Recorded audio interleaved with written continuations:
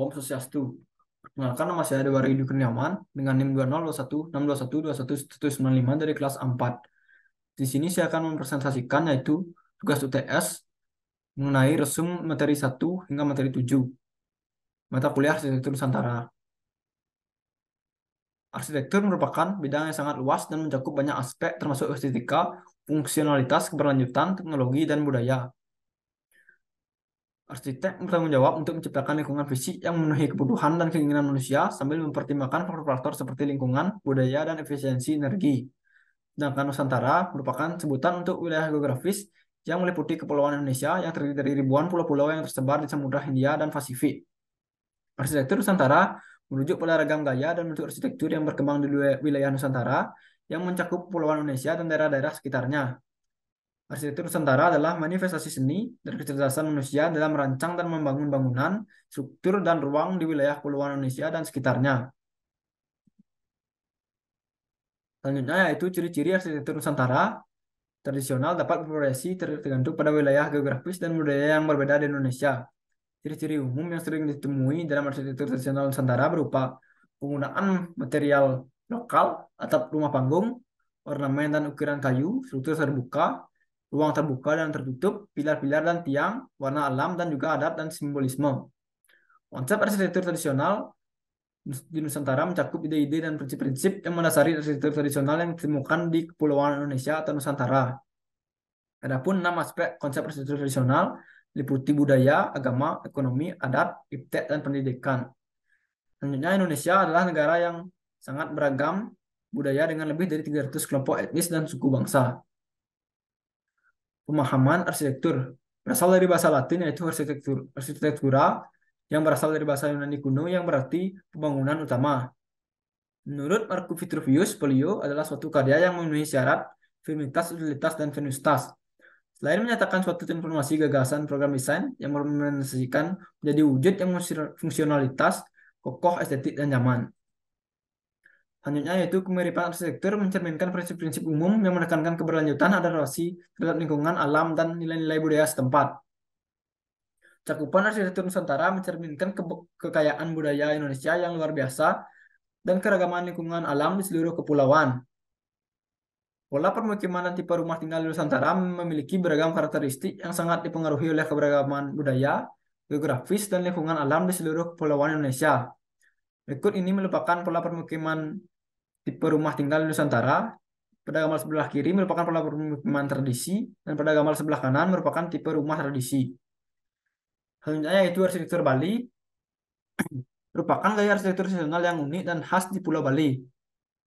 Ciri-ciri utamanya mencakup atap bertingkat dengan puncak meruncing, ukiran kayu yang indah pada pintu dan jendela, penggunaan batu untuk pagar dan altar keagamaan, serta perhatian yang kuat terhadap upacara keagamaan dan budaya.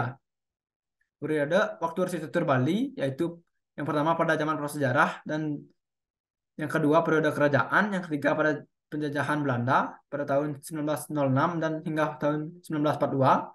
Yang keempat, penjajahan Jepang dan kemerdekaan pada tahun 1942 hingga tahun 1945. Dan yang terakhir, era modern pada tahun 1950 hingga era kini. Selanjutnya itu arsitektur pura dan puri. Arsitektur pura di Bali termasuk Pura Besakih adalah contoh penting dari arsitektur Hindu Bali yang khas. Arsitektur tradisional Bali dengan pola natah. Dalam arsitektur tradisional Bali mencakup tata letak yang teratur. Pola natah ini menciptakan lingkungan yang syarat makna spiritual dan mencerminkan budaya dan kepercayaan masyarakat Bali. Berikut ini yaitu Puri Denpasar adalah salah satu contoh arsitektur tradisional Bali yang mencakup pola natah. Dan berikut ini merupakan set plan dari Puri Agung Denpasar. Rumah tradisional Bali adalah bangunan yang mencerminkan kekayaan budaya dan spiritualitas yang mendalam di Pulau Bali. Ciri-ciri utamanya mencakup tata letak simetris dan harmonis, serta desain yang mengintegritaskan unsur-unsur alamiah dan keagamaan. Berikut ruang-ruang pada rumah tradisional Bali. Yang pertama, ruang keluarga atau balai dajo. Yang kedua, ruang tidur atau balai dauh. Dan yang ketiga, dapur atau pawon. Yang keempat, ruang keagamaan atau balai bengong. Yang kelima, ruang tamu atau balai gede. Selanjutnya yaitu arsitektur Jawa. Gaya arsitektur yang berasal dari budaya Jawa yaitu sering digunakan dalam bangunan-bangunan penting seperti candi, keraton, rumah tradisional, dan mencerminkan nilai-nilai sejarah dan budaya yang kaya di masyarakat Jawa. Perkembangan arsitektur Jawa mencakup periode Hindu-Buddha dengan candi-candi seperti Borobudur, era Majapahit dengan bangunan kayu, masa Islam dengan masjid dan pesantren, dan periode kolonial Belanda, serta era modern yang menggabungkan tradisi dengan desain modern. Berikut ini merupakan gambar dari struktur rumah tradisi Jawa. Selanjutnya yaitu arsitektur tradisional Sumatera. Mencakup atap tinggi dengan atap melengkung, dinding kayu yang diukir, konstruksi panggung, ruang keluarga bersama, dan dekorasi artistik.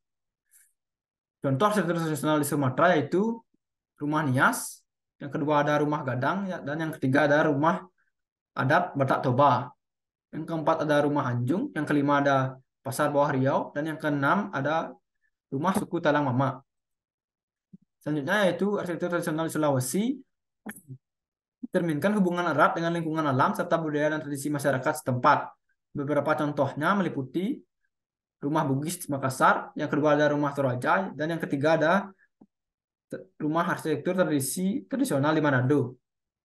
Selanjutnya yaitu arsitektur tradisional Kalimantan. Salah satu contoh arsitektur tradisional Kalimantan yaitu rumah betang atau lamin atau longhouse. Berikut ini merupakan denah dari rumah betang atau lamin. Pada warna kuning menunjukkan tangga, warna merah muda menunjukkan serambi, dan warna biru menunjukkan kamar tidur, warna oranye menunjukkan gudang atau bahan makanan, dan warna merah menunjukkan dapur. Selanjutnya yaitu arsitektur tradisional di Nusa Tenggara Barat. Memiliki ciri-ciri atap bertingkat, dinding dari anyaman bambu atau kayu, pintu dengan jendela dengan ukiran artistik, berfungsi sebagai tempat tinggal dan upacara adat, memainkan peran penting dalam budaya suku Sasak. Salah satu contohnya yaitu rumah Senaru, dan juga ada contohnya yaitu rumah adat Sasak dan juga rumah adat Sumbawa. Berikut ini merupakan arsitektur tradisional di Nusa Tenggara Timur dan juga Papua.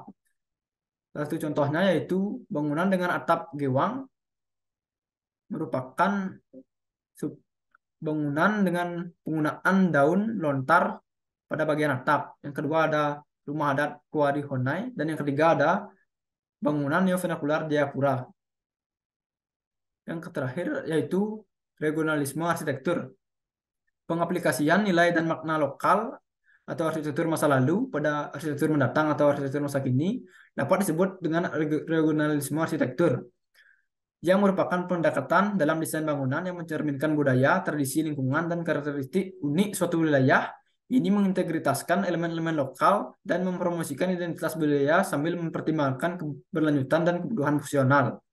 Dapat dilihat pada gambar berikut, yaitu mencakup bentuk, fungsi, dan makna. Dan berikut ini merupakan warna-warna arsitektur Eropa yang masuk ke dalam arsitektur tradisional atau arsitektur Bali. Contohnya yaitu Yesus Palasari, yang kedua ada Paroki Santo Yosep Denpasar, dan yang ketiga ada Paroki Roh Kudus. Sekian dan terima kasih. Mohon maaf apabila ada kesalahan kata. Akhir kata saya ucapkan Pertama Santi. Om Santi Santi Santi Om.